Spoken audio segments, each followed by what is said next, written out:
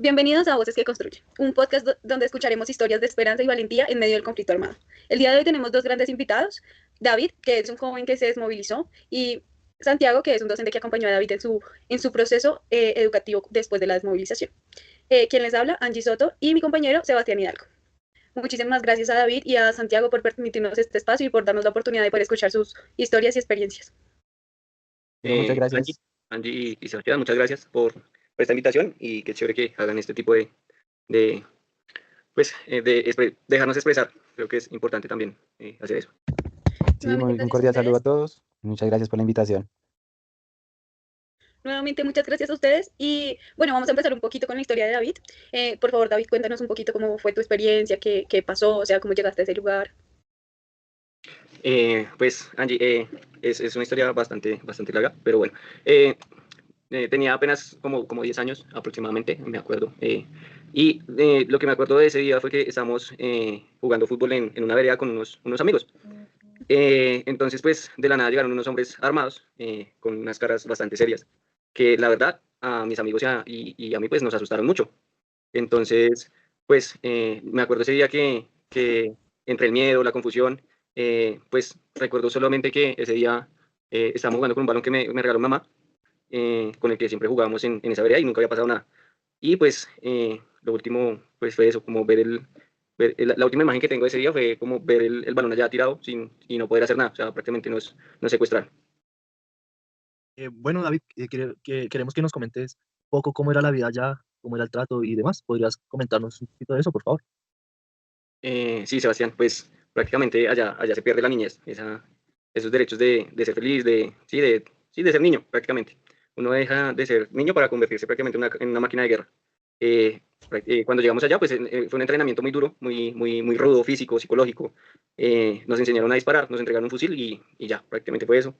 Eh, También nos inculcaban odio con el enemigo. O sea, prácticamente era un miedo constante. O sea, todos los días teníamos que estar pendientes, teníamos que, sí, lo que se movía disparábamos y cosas así.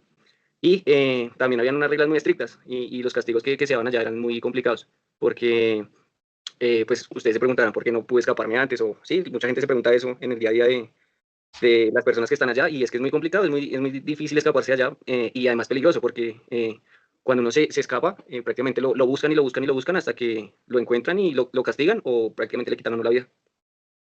Qué duro pasar por eso, David, realmente es, o sea, solo imaginárselo es doloroso, no me imagino cómo será vivirlo.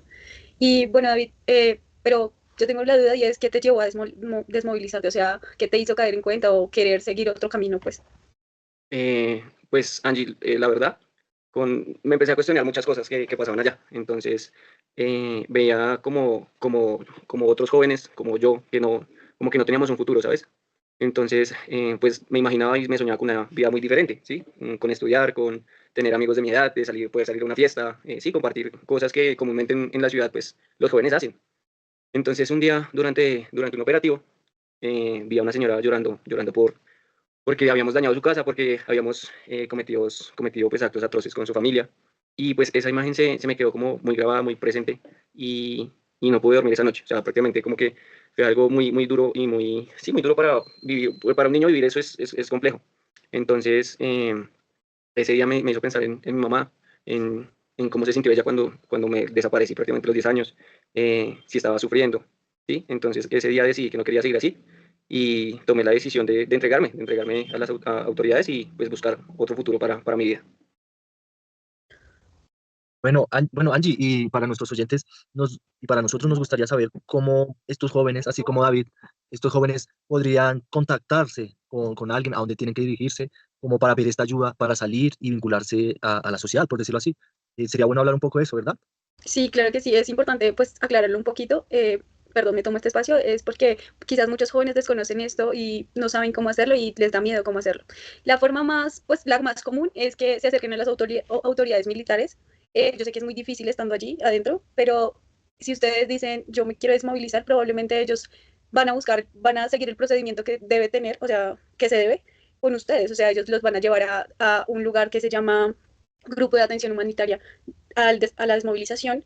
eh, y allí mismo también junto con los de ARN y el ICBF los van a ayudar pues, para poder volver a la vida civil, ¿no? Claramente esto es un proceso gradual, esto no se hace de la noche a la mañana, entonces, y también toca tener bastante seguridad. Entonces, por esos lados, lo más adecuado, o lo que comúnmente se hace es que se acerquen a los militares, pues, a los campamentos militares, pues, para poder desmovilizarse. Gracias, compañera. Pues esta información es muy importante, no solo para nosotros, sino para la gente que nos escucha, para la gente que conoce familiares que estén en una situación así como la que presenció David. Pero David, nos da mucha duda cómo fue tu integración a la sociedad, a la vida civil, por decirlo así, cómo fue, no sé, llegar a la escuela otra vez después pues, de tu proceso. Cuéntanos un poquito sobre eso, sobre esa experiencia. Pues, Sebas, fue algo muy complicado, fue muy difícil porque uno se siente muy extraño en el aula. Uno se siente extraño, siente que uno lo miran mucho, que lo miran con curiosidad. De pronto algunas personas lo miran a uno con miedo. Escuchaba muy, casi siempre murmuros sobre que yo era, yo era un guerrillero, ¿sí? Entonces, no solo de mis compañeros escuchaba eso, sino de varios profesores de la institución. Entonces, pues a ellos les parecía malo que yo estuviera allá, ¿sí? Con miles de jóvenes sanos, decían ellos, sanos y decentes. Entonces, sentí mucha vergüenza y la verdad sentí pánico y terror que me daban ganas de salir corriendo del salón de clases. Eh, bueno, qué difícil lo que nos cuentas. Eh, bueno, también pues, es una historia y que muchos jóvenes y niños en Colombia viven y presencian actualmente. Eh, bueno, y ahora queremos hablar un poco con el profe Santiago, que nos acompaña aquí, pero por el momento vamos a ir a un pequeño corte comercial y ya nos volvemos a reunir con el profe Santiago que nos espera. Recuerdo también que en la primera actividad de ese día les pedí que hicieran una hoja escribiendo qué querían para su futuro, qué planes tenían. Entonces, algo que me impactó mucho fue que David escribió que quería aprender a leer bien. Siento que todos cargamos con ciertos prejuicios. Específicamente, pues, ¿usted qué prejuicios tenía? O sea, Toda la sociedad lamentablemente nos sigue alimentando ese tipo de prejuicios, más con las noticias amarillistas y demás. Pero uno como docente, como educador, creo que tiene que estar dispuesto a que siempre puede haber un cambio. Ahí David es una prueba de ello, quiso hacer un cambio para bien. Bueno, profe, una pregunta. Yo recuerdo en el colegio siempre habían grupitos y siempre a ciertas personas como que las rechazaban y me imagino que al tener un niño, un joven que pues perteneció a estos grupos, quisiéramos saber cómo era la actitud de los otros compañeros hacia él, cómo había una segregación, había una exclusión de los compañeros hacia él. ¿Podría comentarnos un poquito sobre este tema? Sí, claro, pues digamos, los estudiantes por lo general son adolescentes, entonces muchos van a tener una curiosidad, ya sea buena, una curiosidad mal dicha morbosa, entonces para como esta curiosidad morbosa, preguntarle cosas como para después hacerle bullying o algo así, o tacharlo de muchas cosas. Habían otros que directamente tenían miedo, no se acercaban, pero de todos modos creo que todo se hace a partir de un proceso gradual para que deje de suceder esto. Entonces se hizo un proceso de que, pues, explicar la situación de David, que él fue secuestrado prácticamente para el conflicto armado, que él escapó, quiere reintegrarse a la sociedad y que ellos como compañeros y nuestro lado docentes tenemos mucho para aportar a esta decisión que él tiene y al camino que él quiere seguir. por otro lado, mencionó, profe, que algunos de sus colegas no estaban de acuerdo, o sea, estaban como muy en contra del ingreso de David a la institución. ¿Usted recuerda alguna experiencia específica o recuerda usted cómo manejó la situación con sus compañeros? Porque ya, o sea, no es lo mismo hablarle a un compañero adulto a un estudiante. Sí, pues como decía, a pesar de todo, con los estudiantes que son adolescentes, pero ellos tenían no tanto sus prejuicios, sino su curiosidad y su forma de ver la vida diferente. Pero nosotros como docentes y ya personas mayores teníamos ciertos sesgos, prejuicios y demás.